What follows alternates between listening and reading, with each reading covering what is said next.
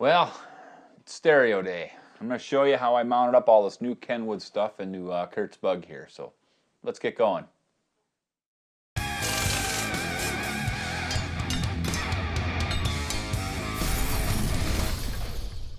All right, well, here's the deal. So we're working on Curt's Bug. We're kind of getting the electrical stuff wrapped up so we can move on to other things. And we're at a point now where we need to get the stereo installed so we have everything kind of figured out. And in the last video, I showed how we installed the kick panel speakers and the fiberglass enclosures we used that were kind of so-so. I'll throw a link in the description to that video and kind of throw a card up here somewhere so you can check at least that part of it out. And now that we've got that done, it's time for us to go ahead and get the rest of the equipment installed.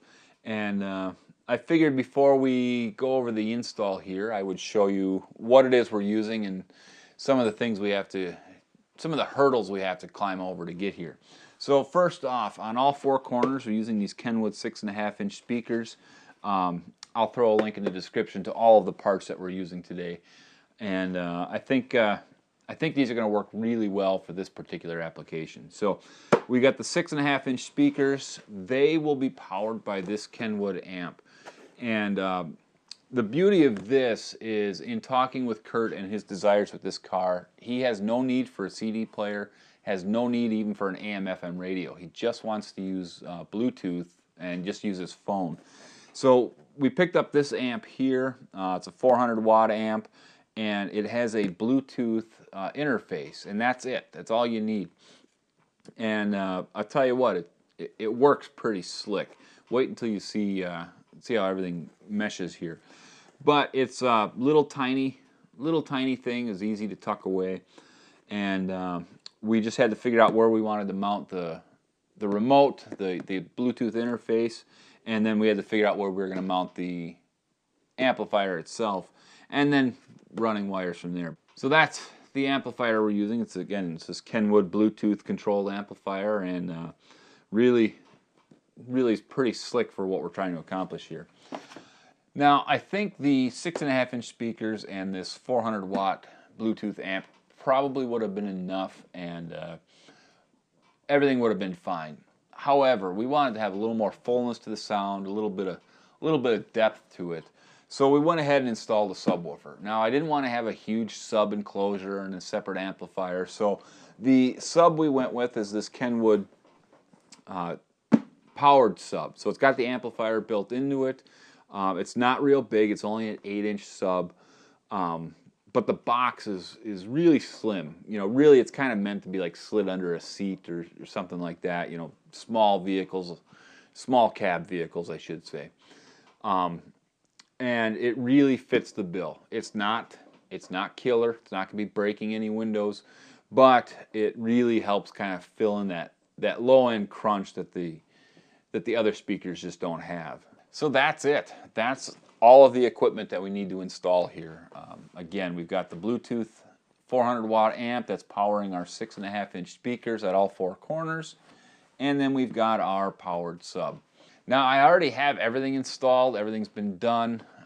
Everything's been tested. So really, we're just going to kind of show you some of the hurdles we had to jump over to get all this to work together. And I'll show you some of the decisions I made and hopefully explain why I made some of the decisions I made. But, you know, I think really it's just time to jump on in. So let's hop in the car. We'll start up front, and then we'll work our way back. All right, here we are. So when we were designing this car, we talked about how we wanted things to look. And really, for the interior, we want it to appear mainly stock. So we opted to not put any kind of radio controls here in the center. So I do have a block off plate that will be inserted. It'll have the chrome strip that runs across, and once it's all put together, you won't actually know this car has a stereo, at least by looking at the dash. Now, it's not 100% stock looking because we've got a different fuel gauge, and we've got a couple of different gauges on the left there. Those are the air pressure gauges for the air ride, but we can live with that. At least it's stock appearing. Now, you will see the speakers once everything's installed. I have a couple tricks to help hide them, but you know, they're going to be visible just because they're there. Same thing with the speakers on the rear deck. But barring that, once you close the glove box door, you won't be able to see any of that. So now, inside the glove box, we have the Bluetooth receiver and controller. And what I did is I went ahead and picked up one of these glove boxes that has the built-in stereo mount, and we're using that to hold the controller, as well as a couple other switches that we're using for some other things, so we won't need to worry about that right now. But that was the very first thing I actually installed. I actually needed this mounted first so I could get the wire routing figured out, so I could then go ahead and get the position for my amp figured out.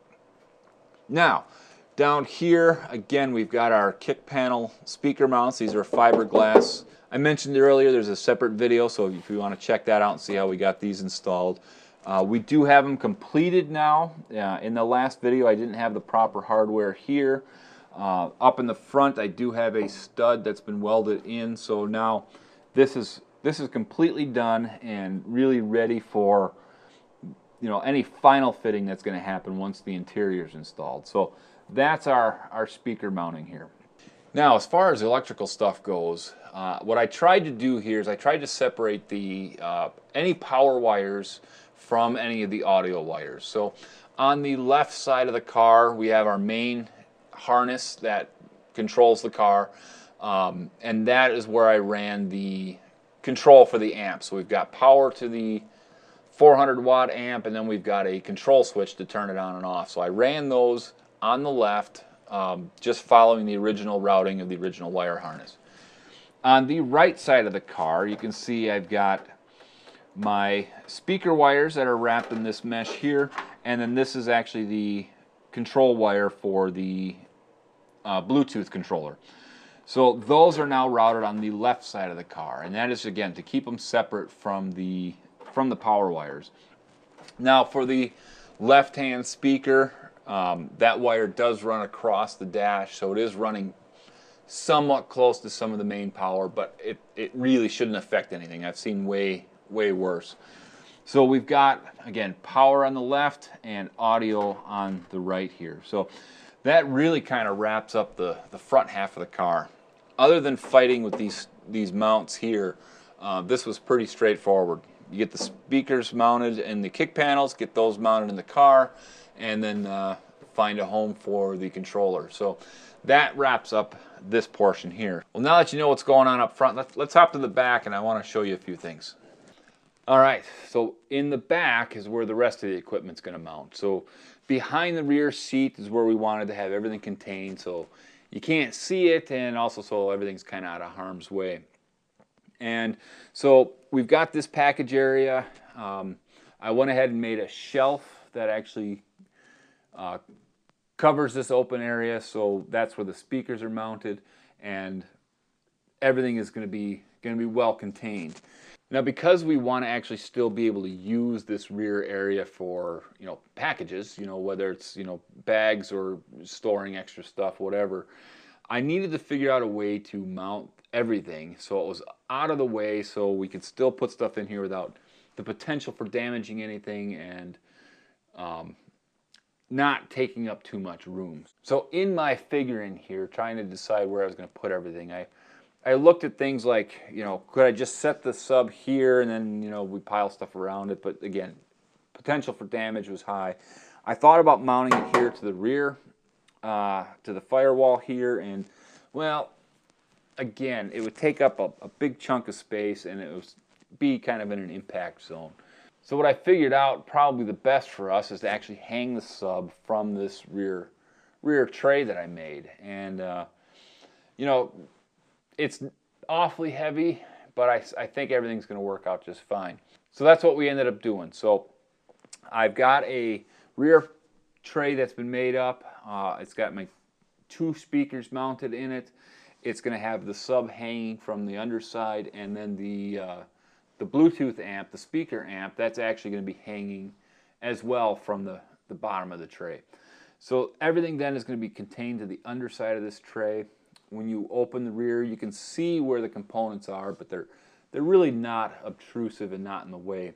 And we installed everything in such a way that it's fairly safe from any kind of damage. It's as safe as it is in really any car that's got the speakers mounted to the rear deck. So they're still going to be able to use this area for, you know, putting stuff in here without the potential for damaging anything. All right, so before I show you the rear deck with everything mounted to it and how we kind of figured some things out here, I figured I'd show you the wiring that's in the car here. First things first, we've got the power for the subwoofer. So we've got our main power, we've got a ground. Now this ground actually grounds both amplifiers. It's a kind of a 2-in-1 ground here. But that will just plug in. That's going to power up the amp. You can see I don't have everything wrapped yet because I'm still waiting on a few parts. So this will be the last thing that gets done. Right here, this is actually the speaker output for the front speakers. And what I've done here is I'm using these Molex connectors. This happens to be a 4-pin Molex. This allows me, again, to be able to unplug this and separate the front speakers from the deck. And then here I have the control for the Bluetooth amp. So I've got my turn-on wire as well as my power wire. And that's the main wiring for this system. The last one sitting down here, this is actually for the Bluetooth controller. So this plugs directly into the little amplifier. Well, here's how we're routing everything here. Now again, the power wires come from the left side of the car, and then they get to the back, they cross over under the rear seat, they run right up the fender well here. And then what we're going to do here, if I can get this laid out for you, is they will actually tuck right into this corner, all the way to the back. They're going to sneak up this corner, and then this is where things are going to poke out, and then this is where everything plugs in. It works out real well that the carpet happens to be 2 pieces here, so once we lay this in here and we have some insulation and the carpet installed, this shouldn't be really in the way at all. And then the same thing in the rear. We've got there's a side piece of carpet and a rear piece, and this should tuck away real nice. Now our carpet is going to end right here at this shelf, and so that is simply where this stuff is going to be poking out. So that's our power wires and our speaker wires for the front speakers. Now this control wire, it's a little too short. I wasn't able to run it back and up. So what I came up with is we're going to run it right up the fender well right here, and then it'll poke out somewhere around here on the headliner, and then that's going to then plug into our amp. Now I was a little concerned with the lump that could be created here, but we are going to be insulating, so we're going to have some sound deadener. When I put the sound deadener on here, I'm just going to cut a channel for this to sit in, and then we'll have some other insulation that hopefully will be as thick or slightly thicker than this wire. And so once everything's installed, you shouldn't see a lump.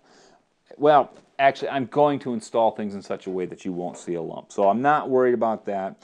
It will be, you know, pretty much a permanent install as far as, you know, the carpet being glued down. But we can live with that. If anything ever needs to be changed, that's just going to have to be dealt with. All right, well, the last thing I want to show you here is probably something that wasn't necessary, but it sure makes me feel a whole lot better. And that has to do with where the rear seat is actually installed. So take a look at this. All right, so here we are under the back seat. So here's our seat back. The rear cushion would sit right here. And you can actually just make out some of the marker here. This is actually indicates where the rear seat rail is. So the frame for the seat sits right here. And it does ride on this ridge, which is the heater duct. So I probably could have just put the speaker wire right up along here and not had a problem, and everything would have been fine. I imagine there's probably thousands of cars out there like that. I wanted to play it safe. I didn't want the opportunity for the rear seat to sit on the wires and potentially cut through anything. So what I did is I just took some square tubing, I chopped it in half, and I've actually just welded it into the corner here, and now I've created a little path for my wiring. By having this path like this, again, now the seat does actually sit right on this. Well, actually, when the seat's installed, it doesn't sit on this. It's actually raised up because of this. But it doesn't have the opportunity to ever touch the wires. So, was it necessary? Maybe not. Does it make me feel better? Yes. So that was just the, one of the little things I did just to make it, that much nicer. And here it is. This is the rear deck, and this is what we came up with. So front and center is the powered sub. Again, that's been attached to the bottom side. I put it right in the center because it just made the most sense as far as mounting everything here. And then the two speakers are mounted. They're actually mounted from the top. I'll flip it over here in just a second. And then we've got the Bluetooth amp over here off to the side. Again, that had to sit there in order for me to get the control wire in here. And I really didn't want it up in the front of the deck because this is the rear seat right here. I wanted it to be in the back to get it out of the way. But again, we were limited, so that's where it's going to live. This bundle right here is actually the bass knob for the subwoofer control, so this will be unwrapped and routed once everything's installed. Off to the left here, you can actually see all of my wiring, and I've got everything attached and nice and neat. I tried to make it as serviceable as possible. That's why we have all these connections here, because I want to be able to take the rear deck in and out without having all the wires hardwired here. Now there is one concern with the wiring as far as making the deck modular, and that is the bass knob. Unfortunately, the bass knob has a jack that plugs in on the underside of the subwoofer, and the only way to get to that plug is to dismount the sub from the panel. So I have to decide exactly what I want to do with this thing. I don't know if I'm going to follow the other wiring or if I'm just going to come up with something else. That I'm going to have to figure that out once we start installing interior. But for now, I'm just going to leave it hanging like that, and we'll figure that out later. Now, to hold all my wiring in place and keep everything nice and neat, what I'm using here are just these zip ties that have a mounting hole for a screw. And so once I figured out where everything was going to lay, I just simply installed the zip tie, stuck a screw in there, and now everything's held fast. One nice thing about these zip ties is I can remove everything. So if I just take the screws out, I can go ahead and take the whole wiring harness off without having to cut the zip tie. When I'm ready to put it all back together, everything's in the right spot, I just screw it back in. So that's our mounting system here. All right, well, let's bring you up close to our actual wiring here. And the first thing you'll notice is that I've got the power wires and the speaker wire that runs to the left-hand speaker. Everything is covered in this mesh sleeve. I really like this stuff. It makes everything look real neat. It can be a bit of a hassle to work with because I use the non-split style. But once everything's put together, again, looks real neat, looks professional, and does a nice job of keeping everything bundled together. I do have two wires here that are not in this sleeve that run to the sub. I chose to leave those out because this one here is actually the input, so there's audio running through there, and then this one here is actually for the bass knob. Again, because I'm trying to figure out routing on that one, I figured it'd be best to just leave that out, and we can just neatly zip tie that to this bundle. Now, running along, you can see my 3 plugs that plug into the harnesses in the car. So I've got my power for the sub, I've got my power for the Bluetooth, and the control wire that turns on the amp and the sub, and then I've got my speaker wire connection. Now, because there's one control wire that turns on both the little amp and the subwoofer, I went ahead and broke that out. So that's this plug here that comes from the front of the car, and then it's broken out and it plugs in right here. It's this blue connector, and that's what turns on the subwoofer. And then right here I have a ground wire, and this ground is for the little amp, and that just connects to the main ground wire in this plug here. The reason I did that is so I can actually disconnect and separate the two harnesses. So I've got the sub harness over here, and then I've got the small amp harness over here. They do work in concert, but should I have to do any kind of repairs or upgrades in the future, at least we have the option for swapping things out. Now moving up to the little amp here, I want you to take a look at this harness here. And this is not the mesh sleeving. This is actually shrink tube. So what I did is I went ahead and cleaned up this plug right here. I wanted all the wires to go straight back towards the rear of the car. And so I've got the wires coming straight back. And then I put a piece of heat shrink over top of that. And then went ahead and shrunk it down, installed it, bent it around the corner here, and then heated it again. So it pretty much has this permanent shape to it. This way everything is nice and well contained, and it's going to be pretty rigid so things aren't going to be moving around. These wires here will be visible when the trunk is open. So I think what I'm going to end up doing is I'll just take some black tape and cover those up so everything is hidden once everything's installed. Now the last thing to look at here is actually the connection between the subwoofer and the main amplifier. So the Bluetooth amp has a line out that runs out of the amplifier and into the subwoofer. So that's where the sub gets its signals from. And normally you would have an RCA output on the amp that would run over to an RCA input on the other unit that's being controlled. And the way Kenwood has put this one together, there are no RCA jacks on this. They actually just have a cable that's part of the main harness plug that comes out, and then it has this RCA connector here. And so this is a female connector, and then you would have you'd plug your standard male RCA cable into that. The issue with this is I'm so close between this amp and this amp that even with a really short RCA cable, I would have ended up with a big bundle of wires I would have had to secure and put away. So what I decided to do here, I went ahead and cut the female connector off and then soldered that to a 90-degree male RCA connector. And that allowed me to tuck things in a lot closer to the amp, as well as not have a whole bunch of excess wiring. It was some work.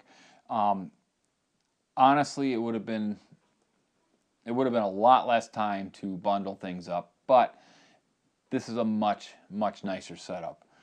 Now, you'll notice that I've got some shrink tube on the connectors. I got red and white to separate my left and right channels, and that shrink tube, I went ahead and bent it over and heated it in place, so again it tucks everything nice and neat up next to the amplifier, and really all in all just makes for a really nice clean installation here. Now that you kind of see where everything's been mounted and how everything's connected, I might as well take a minute here and show you the board that it's been connected to.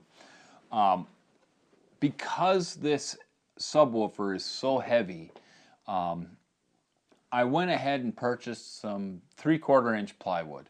I wanted something that was going to be really strong. I didn't want to use like an MDF or anything like that because I wanted something strong, and because we're going to be using Safari window in the rear, the potential for water to leak in at some point, like let's say he forgets to close the window all the way, had me concerned enough that I wanted to use something a little tougher. So we went ahead and got some 3/4 inch plywood. This is a birch plywood. I went with that because it's already sanded smooth. I find that the higher grade plywoods tend to be a little straighter, a little more consistent in their finish. So that's what we've got everything mounted to. Is it overkill? Maybe, but wait till you see the next overkill. Because the sub is so heavy, I even went one step further. The mounting screws that hold this in place, they're not wood screws. I didn't just drive wood screws into this. I actually am using machine screws, and I put a threaded insert in it. In fact, let me flip this over so you can see the top side, and you'll see what I'm talking about. All right, well, here it is from the top, and you can actually see now these four holes in the wood. That's where the sub has been mounted to. So what you're actually seeing here are these right here. This is a T-nut. So you drill a hole through the wood, and then you would just, it's got these little teeth on there, you just drive that into the wood, and now when I run a bolt in from the other side, it actually pinches and pulls up tight to the wood. I opted to go with this as opposed to any other kind of threaded insert because, again, because it's going to be hanging, I figured it'd be a little bit stronger. And what I did, because I know I'm going to be covering this, I just took a Forstner drill bit and countersunk this just a little bit, so these are actually sitting flush. And then to make it even a little bit nicer, I went and took some epoxy and filled in any of the openings here. So the only real opening now is the actual screw hole where the threaded portion comes through. That way, when I put my fabric over top of this, there's not going to be really any indication that anything's going on here. That step, again, might not have been necessary, but I figured why not make it as nice as possible. I went ahead and used 5mm screws. I wanted everything to stay metric on this car, so that's what's holding that. All right, over here you'll see we've got the speaker mounted, and I didn't use any threaded inserts for that. I am just driving screws directly into the wood because the speakers are sitting on top. I don't need the strength of any kind of threaded insert, so I figured it'd be best to just go ahead and leave it that way. Should we ever have a problem with the screw holes in the future, we can always drive inserts in at a later date. But for now, that's good to go. All right, well, now that you've seen how this is actually all put together, how the sub is mounted and how everything's been wired up, the last thing I needed to figure out was how to actually hang this in the car. Now, this video is already getting pretty long, so I think what I'm going to do is I'll just give you a quick rundown of the mount, and I'm going to do a separate video on just explaining how I fabricated this cover and how I fabricated the mounting system. But quite simply, the rear of the tray is going to sit on the little shelf on the back of the car, right where the carpet wraps around. So that's going to hold up the back. And then for the front, normally when you buy these panels, these pre-made ones, they just use L brackets and just bolt it down. And well, because of the weight of the sub, plus just the weight of the plywood, I really didn't want to just be using L brackets because then I'd be holding just from the very ends here, and I was worried about things potentially bowing. So here's what I did. I actually took some angle iron here. This is just 3/4 inch wide angle iron. It's 1/8 of an inch thick, and it's pretty stout stuff. And I just went ahead and fabricated up a mounting system here. So this, I've got this tab welded on at the correct angle to meet the car, and then on the opposite end, I have a bracket, same thing, fabricated to match the shape of the car. But because I'm doing all this without the interior installed, no headliner, no insulation, anything like that, I went ahead and made the brackets separate, and this is actually a sliding bracket, so this can change its width just a little bit. Adding all this up, when I get this installed, I now have a really strong mount that's not gonna flex under the weight of the sub, and I'm not using sheet metal screws. I'm using riv nuts in the body, and so that's going to be a really strong hold, and I know this thing's not gonna go anywhere. It's not gonna warp, and everything should be good. So again, I will go into much more detail in a separate video here that kind of explains this whole tray and the way I've put things together. But for now, I figured I'm going to go ahead and get this put back in the car and get everything hooked up and before I let you go, we'll show you a, well, I'll just give you a demo. I'll get everything plugged in and hooked up, and we'll turn it on, and you know, as best as my microphone can pick up the sound, you'll hear what it is we're dealing with. So I will see you right in the car. All right, well, let's fire this up and see how things sound. So Curt is a saxophone player, and he's actually a bari sax player, so I went ahead and called up a YouTube clip here of Leo P. Hopefully we don't get a copyright strike on this. But I'm going to show you just how easy this is. I've got everything already connected, so if I just turn the key on, you can see the unit fires up, and as soon as it turns bright blue, it's connected. And look at that. It's already connected to the phone. So I'm just going to turn things up here so you can...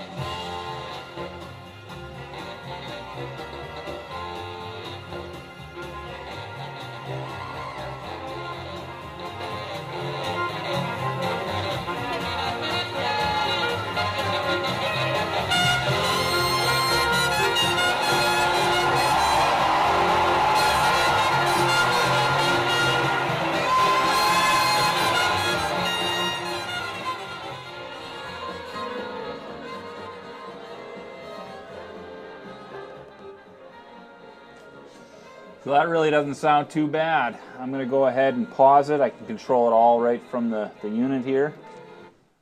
You can see how that actually pauses the video. And really not too bad. Well, there you go. Now you can at least get an idea of what things sound like. Now this microphone I have probably isn't really the best thing to pick up on this stuff, but you know, you notice that it's pretty easy to control. The Bluetooth connects instantly, which is really nice.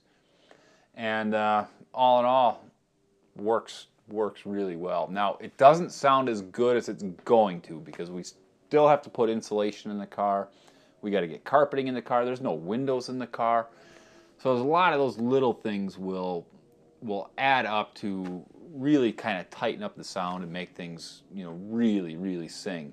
But right now, you know, with the bass kicking in the back and the nice crisp, clean sound we're getting out of the speakers, I'm really happy with what we've got here. Well, like I said, I'm going to put out another video that actually shows the rear speaker shelf install, just so you can see how the bracket was made and how I arrived at the shape, and then some other things that are coming down the road that I needed to account for. So that'll be that should be out in just another day or two. But for now, I'm pretty happy with just the fact that we've got all of this taken care of. At this point, I can go ahead and tear all this stuff back out, box everything up, and really get it all put away, and then just get moving on to the next step. But that's really for another day. So I don't know. That's all I got. You know, thanks again for hanging out, especially if you made it to the end here. And well, really, until the next one, I'll see you around.